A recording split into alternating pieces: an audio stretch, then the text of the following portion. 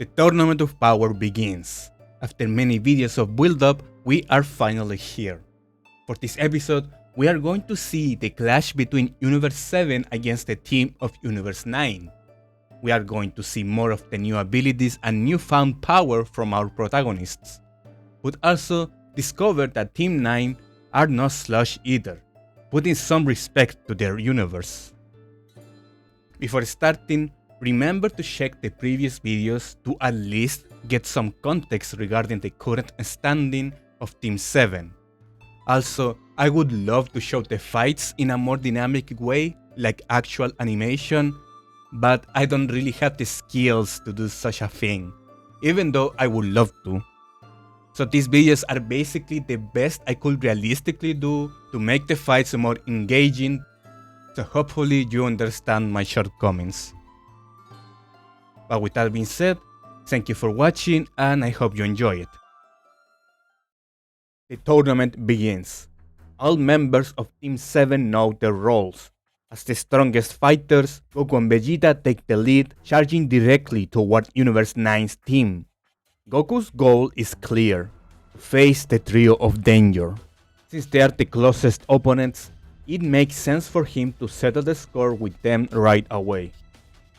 The trio of danger leads the rest of Team 9 and rushes forward to clash head-on. As both sides move, the participants immediately feel the effects of the arena's altered space. Even covering short distances requires significant energy, making every movement costly. Positioning becomes a matter of strategy, as reckless actions could quickly drain stamina.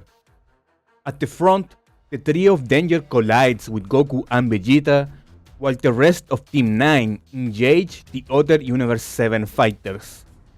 Gohan and Piccolo step up as leaders, confronting two of Team 9's strongest members after the trio: Hisopp, the Ice Golem, and the Demon Spawn Royale. Behind them, three more fighters hold their positions, refusing to enter the fight just yet. Analyzing the situation, Gohan and Piccolo quickly notice that Hisopp and Royale give off a stronger ki than those waiting in the back. The ones holding back are likely support types, meaning that leaving them unchecked could be dangerous. Piccolo telepathically contacts the Earthling trio, Krillin, Roshi, and Tien, and instructs them to target the support squad while he and Gohan keep Hisopp and Royale occupied. Meanwhile, Androids 17 and 18 remains positioned at the back of the team. With their infinite stamina and solid power, their role is to guard against Universe 4, who suspiciously still hasn't moved, but they do have two fighters missing from sight, which makes the androids suspect an ambush. Regardless, they stay alert, ready to step in the moment their teammates need help. Following Piccolo's orders, Krillin prepares to use one of his newest techniques, instant transmission, but he quickly realizes the arena's strange properties interfere with teleportation, making it harder to lock onto a location even nearby. To buy them time, Gohan and Piccolo launch into close combat against Hisopp and Royale. Yet before they can land a blow, their opponents counter in unison. Royale whips up a violent gust of wind, while Hisopp unleashes his freezing breath. Together, their powers form a massive storm of icy gales that engulfs a large area. The attack spreads so quickly that dodging by flight is not doable. Surprised by the large attack, Gohan instantly transforms into Super Saiyan. He and Piccolo combine forces, releasing a powerful Ki blast to push back the wave. Though both sides pour equal strength into their techniques, Gohan and Piccolo's synchronicity proved superior. Their combined Ki overwhelms the icy winds, shattering the attack. Thanks to their cover, Krillin completes his instant transmission, teleporting himself, Tien, and Roshi behind the support squad of Team 9. But instead of catching them off guard, the Earthlings are the ones surprised. Their enemies were already prepared for a back assault. Just like Hisopp and Royale, The backline launches a counterattack the moment the Earthlings appear. Meanwhile, Gohan and Piccolo press forward. Hisopp roars in frustration, his body swelling in size as he powers up. For a brief moment, his strength surpasses theirs. But once again, Gohan and Piccolo display flawless teamwork, striking from opposite sides and disorienting the giant ice golem. Gohan then slips past him, leaving Piccolo to hold the line while he charged directly at Rosell. Gohan unleashes Super Saiyan 2, raining blows on Rosell. Yet, strangely, the gargoyle evades every strike despite being weaker. His movements are erratic, clumsy even, but somehow effective. Puzzled, Gohan switches tactics, shifting from physical strikes to precise ki blasts, hoping to break through Rosell's unpredictable dodging. Piccolo, meanwhile, holds his ground against Hisopp's enraged assault.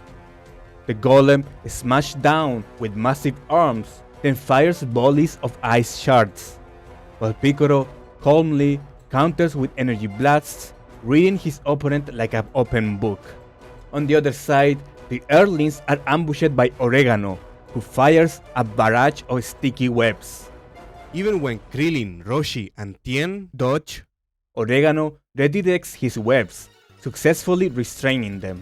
Hope immediately pounces, her claws extended with sharpened ki. Although bound, Tien reacts in time. Using his third eye, he fires a beam to drive Hope back. But she evades. Redirecting quickly, Tien cuts through the web restraining himself, though Krillin and Roshi remain trapped. Tien throws himself into defense, blocking Hope's relentless slashes, but can't break away to help. Meanwhile, Oregano focuses on keeping the others tied down, while Sorrel calls upon her small fox-like companion. The creature takes a massive rocket launcher from its dimensional pouch, handing it to Sorrel. She channels divine ki into the weapon and aims it directly at the immobilized Earthlings. With Tien pinned down, Krillin and Roshi are forced to act. Roshi summons his familiar companion, a blue spirit given to him by Uranai Baba, who is capable of transforming his magic body into a protective barrier. At the same time, Krillin draws on the spirit control training he received from the Yadrats. With precise ki manipulation, he generates razor-sharp energy waves from his body, cutting through Oregano's webs. Freed, Krillin instantly catches the incoming missile, encasing his hands in a malleable ki layer. With a swift motion, he throws it back at Sorrel. Roshi's barrier also reflects the other missile right back as well, but projectiles slam into the enemy's position, erupting in a massive explosion. In just seconds, the Earthlings reverse what looked like certain defeat. Their new abilities proved to be incredibly useful. Without them, Krillin and Roshi surely would have been eliminated. As the dust settles, Krillin and Roshi regroup. Something feels off. When they first teleported, their opponents reacted too quickly, as if they had predicted their move. Now, though they sense Sorrel and Oregano's ki nearby, something about it feels unnatural. Krillin, with his enhanced spirit control sensing, realizes the signatures show no fluctuation, more like an artificial imprint than real energy. As the smoke clears, they see Sorrel and Oregano's bodies lying on the ground, seemingly unconscious. Krillin hesitates, debating whether to push them out of the arena or straight up eliminate them. Roshi is also unsure. After all, most if not all the participants are fighting for a noble cause, to ensure the survival of their universe. But regardless about what they're gonna do, Roshi first suggests to make sure they are actually defeated. To confirm, Roshi sends his magical familiar to inspect the bodies. Through its eyes, he discovers the truth. They are fake dolls imbued with ki. Immediately, Krillin sharpens his senses again. Despite the arena limiting his range, the spirit control greatly boosts his perception. He detects three concealed presence nearby. Two move together, likely Sorel and Oregano themselves, while a third, faint and elusive, lurks further away. Whatever that one is, it's not their target. But the two signatures hidden toward Tien definitely are. Somehow, Sorel and Oregano had evaded the missiles, left decoys in their place, and now lurk with concealment techniques. The Earthlings quickly realize they are dealing with cunning and resourceful opponents, but next time they will be better prepared. Tien continues his duel with Hope. The feline warrior of Universe 9 shows incredibly agility, her razor-sharp claws capable of lethal damage if they strike a vital point. Yet, Tien's martial arts mastery allows him to keep pace, blocking and dodging with practiced precision against her relentless assaults. Still, while he can defend himself, landing a decisive blow proves difficult. Hope's reflexes and instincts are razor sharp, keeping her a step ahead of his counters. Tien realized that to strike her, he must either restrain her movements or unleash wide area ki blasts. But her constant close range pressure leaves him little room to act. Forced to break her momentum, Tien taps into the limited Kaioken, pushing Hope back just long enough to gather focus. In that brief window, he channels divine ki, his aura surging as his power climbs dramatically. To his surprise, Hope answers in kind. Recognizing his divine energy, she reveals her own mastery of godly ki. Their strength evens out, neither gaining the upper hand. Before resuming the clash, Tien introduces himself out of respect. Hope smirks, finding the gesture amusing. She reminds him that this is a battlefield, not a place for exchanging names. Tien calmly replies that he knows exactly where they are, but refusing to show respect to a worthy fighter would go against who he is. Hope acknowledges his honor but warns him not to expect others, including herself, to share it. Despite her words, she reveals her own name in return, curling her finger to beckon him forward. Tien prepares to re-engage, but suddenly Krillin and Roshi teleport to his side. They warn him not to rush in. Sorel and Oregano, the foes they had just faced, are now lurking beside Hope, waiting to ambush him while using a concealment ability. Hope laughs, admitting she never intended an honorable one-on-one fight. Tien isn't phased. He recalls her own warning that she wasn't as honorable as he was and accepts it without complaint. With their concealment devices running out of energy, Sorel and Oregano are forced to reveal themselves. Roshi notices their gear being collected by Sorel's summoned fox companion, which swiftly stows the device away. From this, Roshi realizes Sorel's arsenal is dangerously versatile, making her an opponent to be watched carefully. Hearing that Tien and Hope exchanged names, Roshi decides it's only proper to follow suit. He and Krillin introduce themselves and Sorel and Oregano respond in kind. Now, both sides prepare for the battle. The Earthling trio of Universe 7 fall into their fighting stances. Team 9 readies their weapons. Sorel, equipped by her fox companion, arms herself with dual guns, a jetpack, and reinforced boots. Hope sharpens her claws further, enlarging toes on her feet as well. Oregano mutates, sprouting extra limbs and taking on the form of a spider. The stage is set. A true 3v3 showdown between the Earthlings of Universe 7 and the Warriors of Universe 9 is about to begin. Meanwhile, Gohan and Piccolo continue their own battles. Roselle is able to dodge all of Gohan's ki blasts, predicting their paths without even looking. Growing frustrated but remaining composed, Gohan studies his foe. Rosel's evasions lack refinement. They are simple, instinctive movements yet impossibly accurate. Recalling how Rosel instantly coordinated with Hisopp earlier, Gohan forms a theory. His opponent likely possessed the ability to see into the near future with striking clarity. Worse, Rosel seems also able to telepathically share these predictions with allies, explaining their flawless coordination.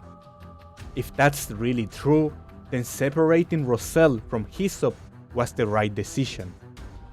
Realizing half measures won't work, Gohan resolves to overwhelm Rosel with attacks so unavoidable that even foresight cannot save him. But before he can act, Rosel shifts tactics.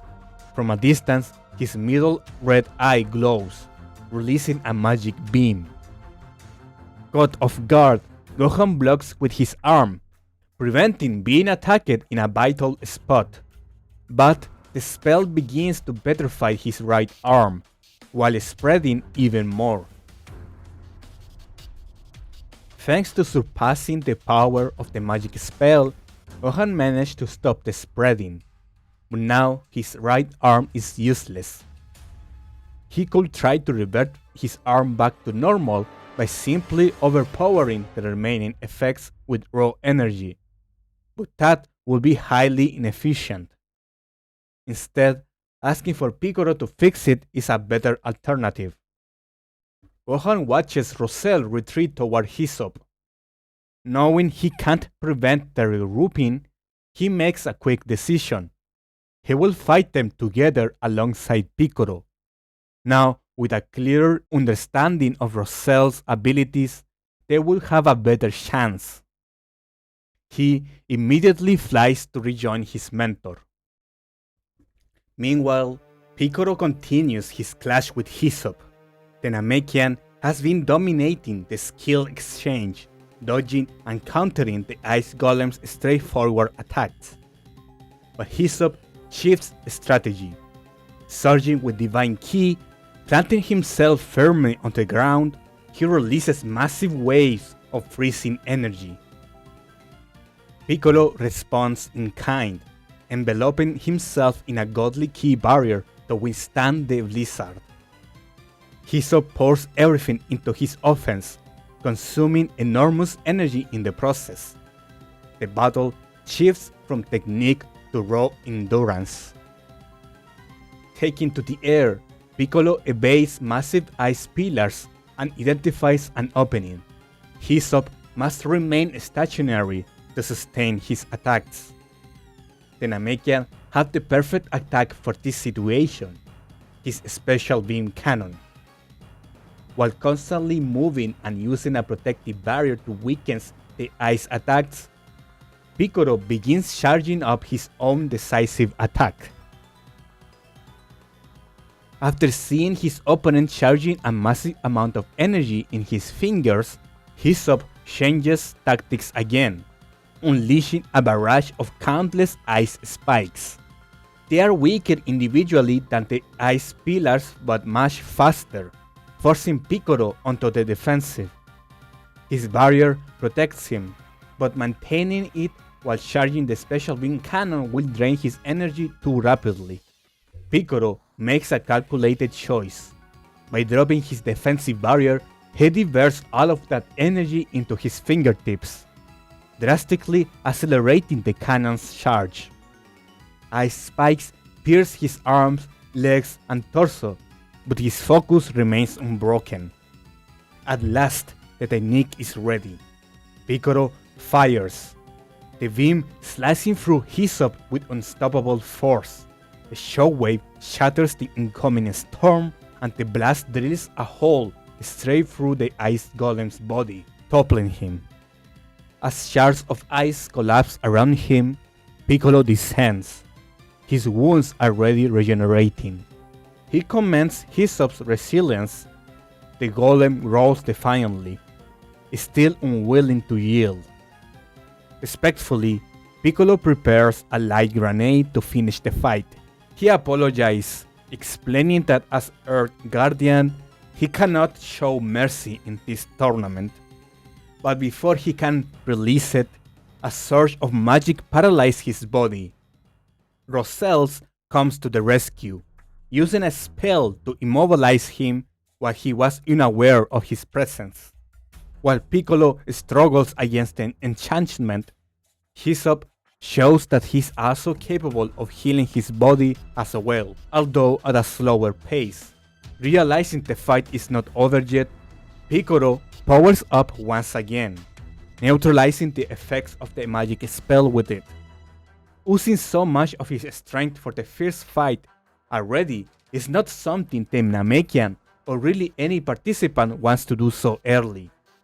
Unnecessary use of energy could prove to be fatal during this tournament, where efficacy is key to prevail, and that is something that Piccolo is very well aware, but is left with no alternatives.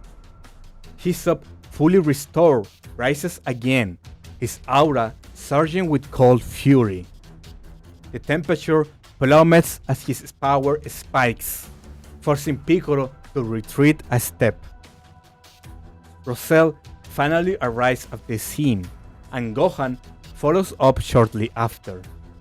The gargoyle warns his enraged ally not to lose his composure, promising to support him in their payback against the Namekian. Piccolo notices Gohan's petrified arm, realizing he had a tough fight as well. Not wasting any time, Gohan briefly describes the magical attack of Roselle and outlines his theory about his predictive foresight and telepathic coordination.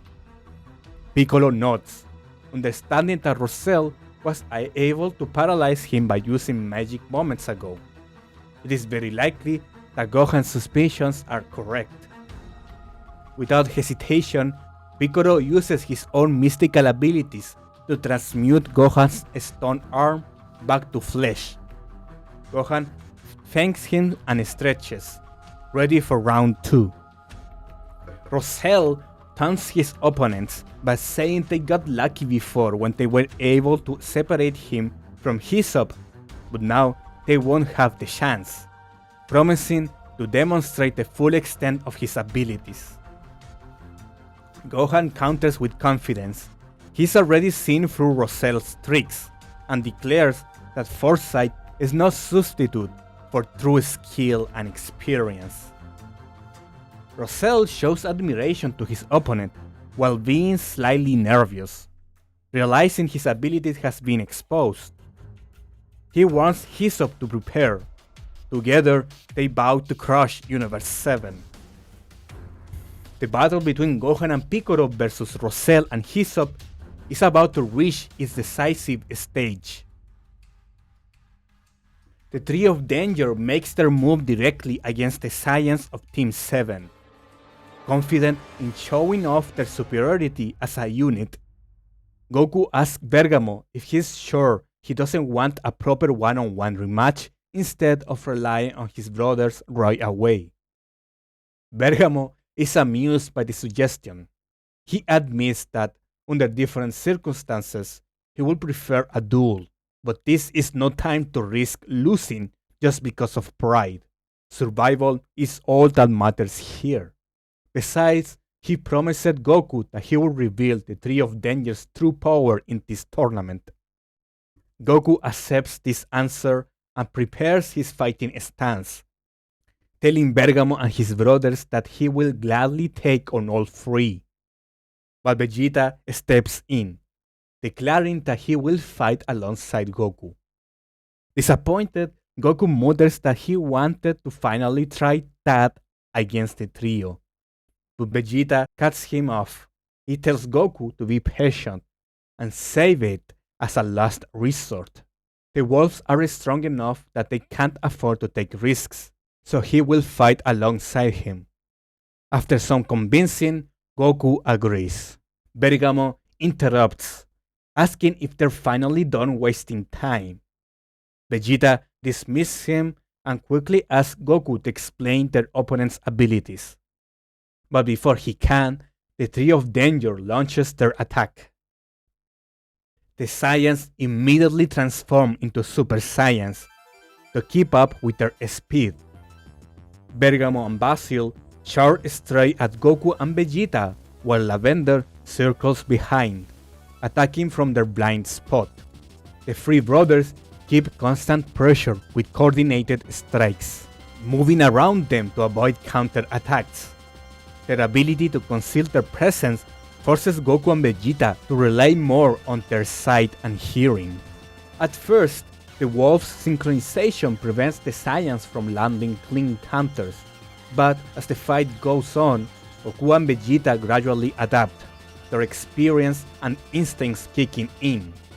Soon enough, they manage to push the wolves back. During the brief pause, Vegeta taunts the brothers, saying he's disappointed with their so-called power. Goku smirks, telling them to stop holding back. The wolves laugh it off, warning that what they've shown so far is only a glimpse of their true strength. At Bergamo's command, the Trio of Danger activates their signature technique, the Danger Assault. Each brother enhances his body with godly ki. Lavender's fists overflow with poison. Basil's legs radiate with energy, and Bergamo strengthens his fist with raw power.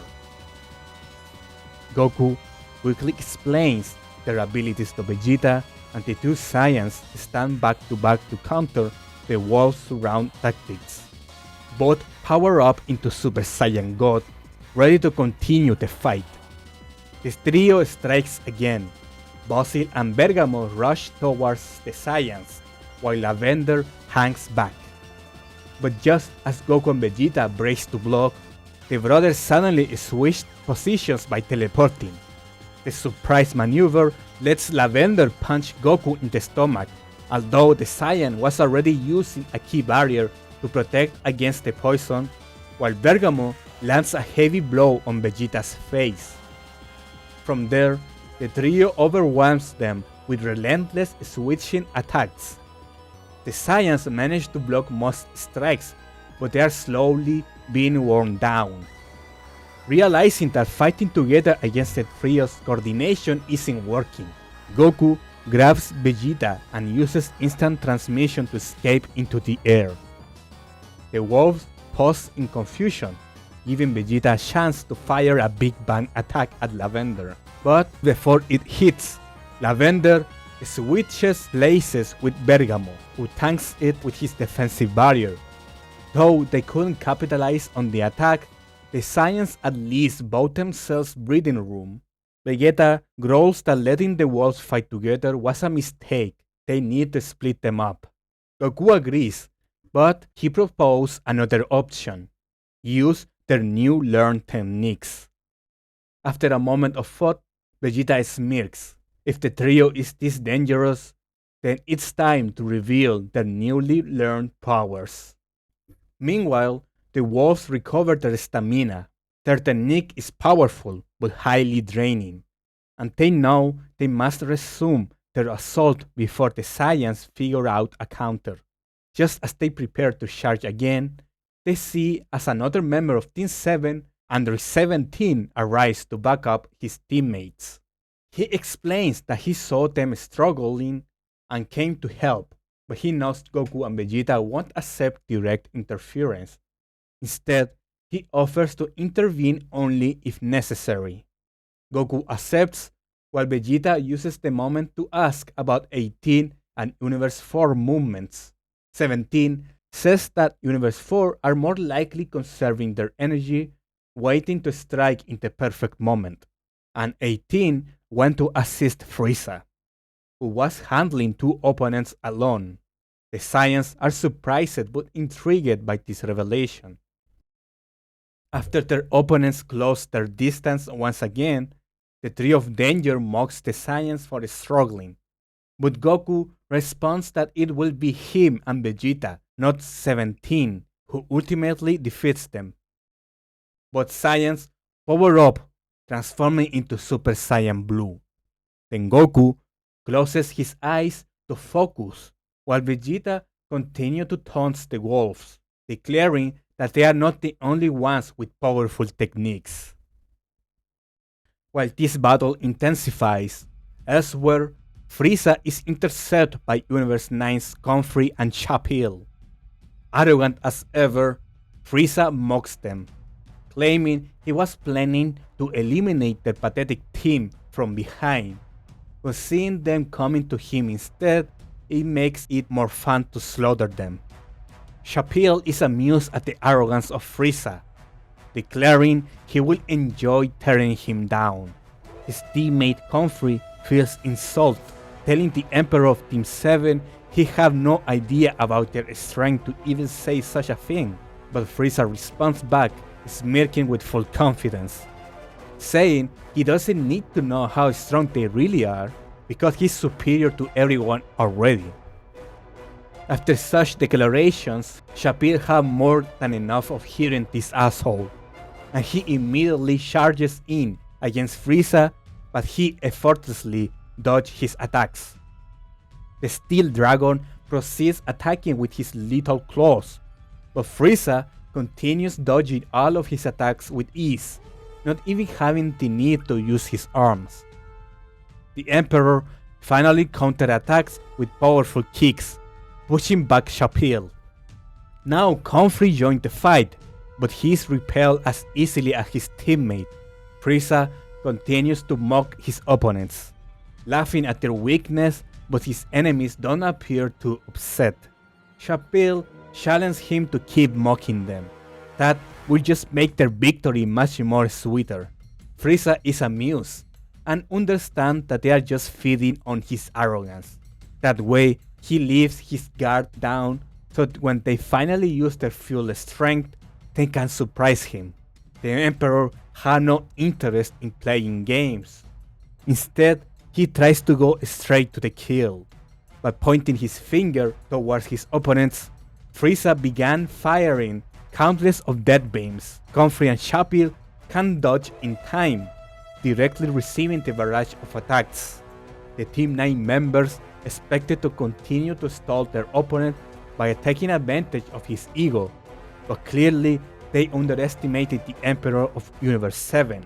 Comfrey and Chapil are forced to power up before taking any more damage. Frieza had expected his opponents to be hiding some strength, but their ki turned out to be far more formidable than he anticipated, forcing him to bring out the full extent of his final form. The Emperor opened the next exchange by firing a powerful ki blast. Chapil countered immediately, unleashing a scorching plasma wave from his mouth. The two attacks clashed, but Frieza's power quickly began to overwhelm Chapil's. Just as he gained the upper hand, Comfrey fired a blast from behind, forcing Frieza to abandon his push and dodge at the last second. Frieza darted straight for Comfrey, but once again, Chapil struck from behind, this time launching burning spikes from his metallic body, each one tracking Frieza like a homing missile. The Emperor dodged with ease, but the spikes relentlessly followed. Annoyed, he used telekinesis to freeze them in place, but that instant of distraction allowed Comfrey to charge in. Frieza was caught off guard and slammed down into the arena floor. The two warriors gave him no time to recover, bombarding him with flames and energy blasts. Bruised but not broken, Frieza cloaked himself in a protective energy sphere and pushed forward through the barrage. At the last moment, Chapil and Comfrey split to either side, expecting to evade him, but Frieza was already on top of them. He targeted Chapil, ramming into him with a devastating Nova Strike. Chapil caught the attack with his arms, holding out for a few seconds before being overwhelmed and smashed into the ground. To humiliate his opponent further, Frieza planted his foot on Chapil's chest and charged a death beam, mocking him as pathetic and unworthy, but Chapil only grinned. His body began to glow red hot, the heat of his metallic frame rising to extreme levels. Frieza's foot burned, and before he could react, Shapil detonated in a massive explosion, catching the Emperor in the blast. Though damaged, Frieza pulled back to safety. Any other fighter of Shapil's level would have been destroyed by the Nova Strike, but the Metal Warrior endured it. His durability was beyond expectation. Frieza realized too late that he should have targeted Comfrey instead. Worse still, Shapil's power now flared even higher. His body transformed while bursting flames from his claws as he advanced. He sneers at Frieza, declaring that the only pathetic one here is the Emperor himself. Amused, Frieza replies that this is far from over. He's about to reveal the power of Golden Frieza. But before he could transform, Comfrey struck again, wrapping Frieza's body in watery energy that restrained his movements. Struggling to break free in time, Frieza could only glare in frustration as Shapil lunged with flaming claws ready to tear him apart. At the last moment, a surge of electricity blasted Shapil, paralyzed him mid-attack. Comfrey looked around in confusion. He hadn't sensed anyone nearby. Suddenly, a razor-sharp disc of ki came flying from above. He barely dodged it, only to realize too late that the destructive disc curved back toward him. The attack sliced through his torso, cutting him in half. Freed from his restraints, Frieza looked around in surprise. The culprit revealed herself. Android 18 descended onto the battlefield. Frieza admitted he hadn't expected anyone from 13 to help him. 18 replied flatly that it wasn't as though he would have asked anyway. In a rare compliment, Frieza praised her ruthlessness, noting that she didn't show the same mercy as other Earthlings. He nods toward Comfrey's brutal defeat as proof. 18 justifies her actions, reminding him that his opponents had no issue fighting 2-on-1 or attacking from behind. She will do whatever it takes to protect her family. Frieza fully agrees with her pragmatism. Turning to Shapil, who is just recovering from the paralysis, he mocks him again, suggesting he should better check on his fallen partner, though of course it would have to get through him first. Frieza's aura suddenly flared, golden light consuming his body. In a blinding flash, he revealed his perfected Golden Frieza form. But even against this overwhelming pressure, Shapil refused to falter. With confidence, the metallic dragon declared that Frieza and 18 will regret underestimating Universe 9. Flames erupted from his body as he prepares to finish the fight. With that, the first episode of our revision of the Tournament of Power ends. For the next video, we will see the conclusion of the battle between Team 7 and Team 9, and a bit of a spoiler, at least for one of these fighters, it won't end very well. In case you're curious about the rest of the teams, don't worry, we will also see them in action. After the next video, we will see the clash between Universe 6 against Universe 10, and then we will see how Universe 11 handled being attacked by multiple teams at the same time. Alright my viewers, before finishing up, sorry for taking so long to make this video. Admittedly, the first couple of weeks after uploading the previous video, I spent all my free time playing games. And after that, I was completely fixated on writing a lot of stuff about world building in general. And then after finishing the script for the video, I just didn't have a good moment to actually record everything. But for next video, it won't take too long. Surely not. And by the way, since I just mentioned it, I was writing a lot of world building related topics. I will be making videos about that in another channel, but obviously I will also continue with the Dragon Ball videos because I do enjoy making them. Well, maybe not so much the editing part, but I do love Dragon Ball and also writing about it. So the videos in this channel won't stop. Anyways, that was enough yapping. Thank you for watching again, and I hope you're having a great life. And if not, it will get better. So yeah, goodbye guys, until next time.